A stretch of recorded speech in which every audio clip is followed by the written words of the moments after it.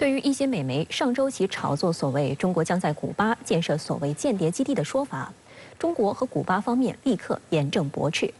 美国白宫也辟谣称此报道并不准确。然而没过几天，拜登政府官员为炒作中国间谍活动又搬出新说辞，就连国务卿布林肯也加入其中。美方一边放风布林肯即将访华，一边恶意炒作所谓的间谍行动，究竟有何目的？来看报道。当地时间12号，布林肯同意大利副总理兼外长塔亚尼会晤后，举行了联合记者会。期间有记者援引此前《华尔街日报》炒作中国将在古巴建设间谍基地的不实报道，询问布林肯对此有何回应。Based on the information we have, the PRC conducted an upgrade of its intelligence collection facilities in Cuba in 2019. President Biden instructed his team to do to address the challenge.And within months of getting that instruction from the president, we've been executing on that approach quietly, carefully, but in our judgment, with results ever since.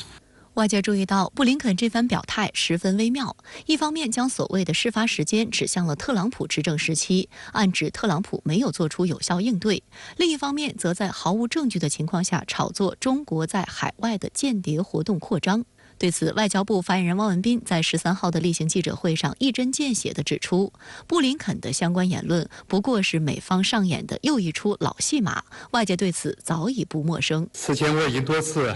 就相关问题表明中方立场，我们希望美方反躬自省，停止造谣抹黑，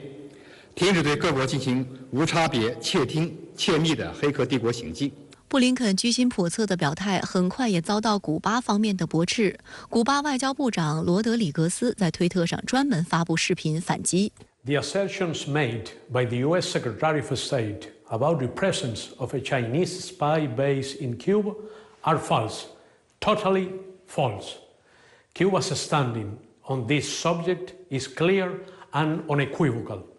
These are unfounded allegations.美国《华尔街日报》本月8号曾以所谓独家报道的方式，煞有介事地妄称中国与古巴已达成秘密协议，将在距美国仅160公里的古巴基地建设所谓监听设施。古巴外交部副部长德科西奥第一时间驳斥称，所有这些信息纯属虚构，毫无依据，其意图是为对古巴封锁、动荡和侵略的空前强化寻找借口，并试图蒙骗美国和世界舆论。随后，美国白宫五角大楼高官也相继出来否认这一报道，称相关消息不准确。然而，美方自己辟谣后，却又开始兜售一套新的说辞。据路透社报道，拜登政府一名匿名官员10号曾声称，中国在古巴进行所谓间谍活动已有一段时间，并于2019年升级了在该国的情报收集设施。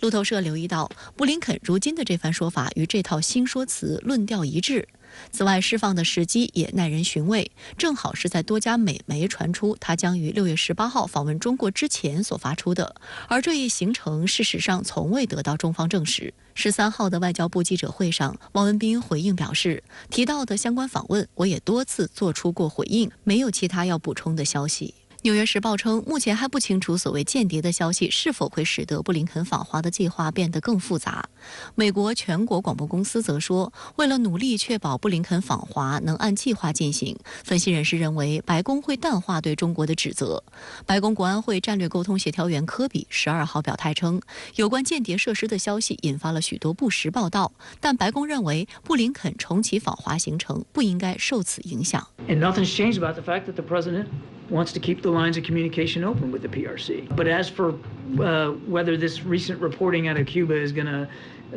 affect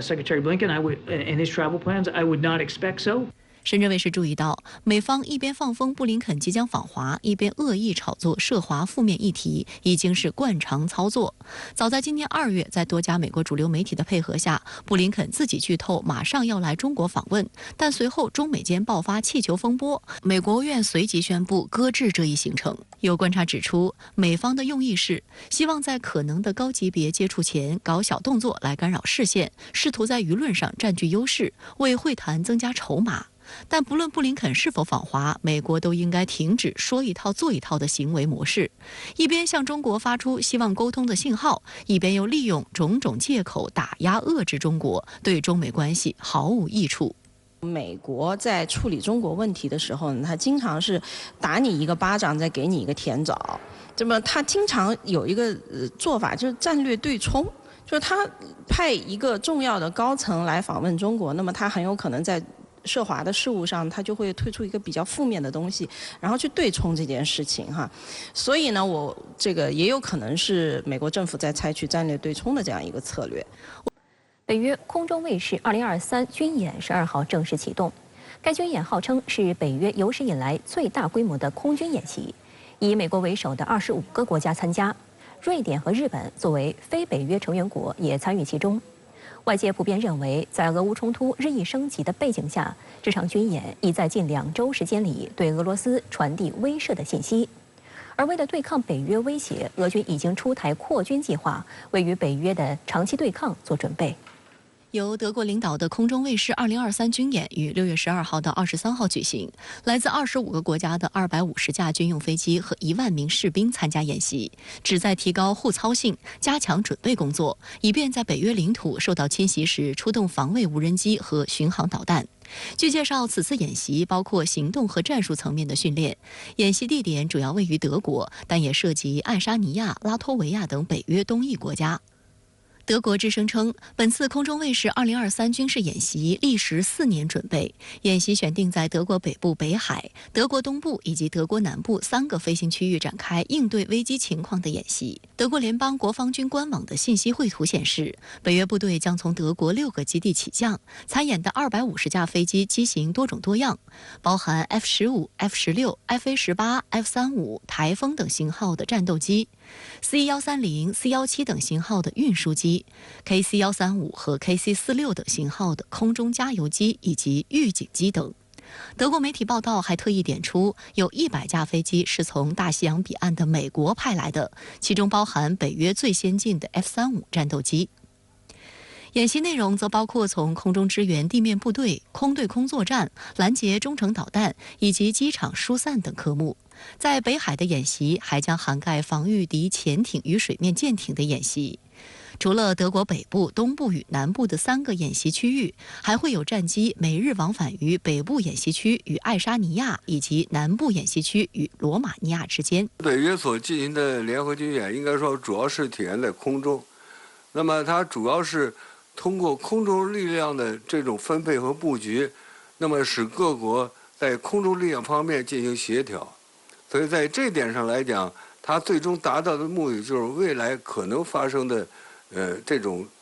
俄乌战争的升级呢，做一些战略上的布局，对俄罗斯呢进行全面的空中压制。虽然在近日的一次媒体发布会上，德空军将领并未提及俄罗斯，但外界普遍将本次演习与俄乌冲突联系起来。美国驻德大使埃米·古特曼日前声称，这场演习将是一次令其他国家印象深刻的武力展示。如果有任何世界领导人没有注意到北约的精神和力量，我会感到非常惊讶，其中包括普京。在欧洲范围内，在北约军事集团内部，德国是重要的空中枢纽，其民用机场和空军基地拥有大型设施，可以为大量战斗机和其他军用飞机的集结提供很强的支持和保障。因此，虽然这场大规模空中演习对外声称是防御属性，但实质上是要演练北约成员国空军作战兵力的快速集结和远程体系化作战的能力。有俄罗斯战略专家注意到，北约国家计划演练在欧洲发生全面武装冲突的方法，显然这是针对俄罗斯的，特别是计划演练北约飞机在罗马尼亚领空和波罗的海2个战略方向上的行动。这表明演习是为了对抗俄罗斯，因为波罗的海和黑海地区与俄罗斯接壤，实质上这是为了支援地面部队进攻。从5月以来，在乌克兰冲突陡然升级的同时，北约已连续至少4次在俄罗斯周边敏感地带举行大规模军演，包括春季风暴、波罗的海行动2023、北极挑战2023、美芬联合地面演习等。为了对抗北约威胁，俄军也出台扩军计划。俄军总参谋部副总参谋长叶夫根尼·布尔金斯基上将日前发表文章称，俄军今年将组建一个诸兵种合成集团军、一个空军和防空集团军、一个野战军、亚速海海军军区、5个师、26个旅，重建莫斯科军区和列宁格勒军区。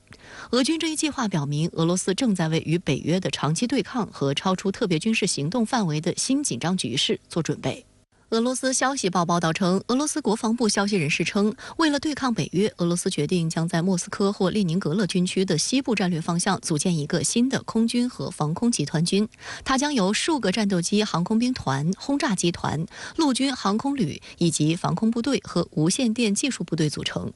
俄媒报道，目前俄西部军区配备有空军和防空兵第6集团军，包括一个混合航空兵师、数个直升机团和一个陆军航空兵旅。该集团军还有2个防空师，装备 S-300和 S-400防空系统。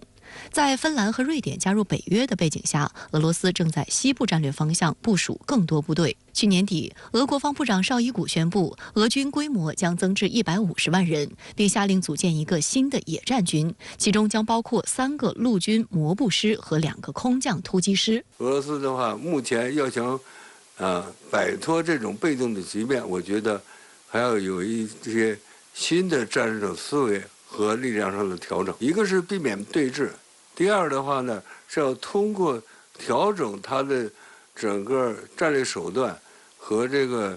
整个战略的运用方式，来避免的同北约的发生冲突，而且同时要迫使北约放弃，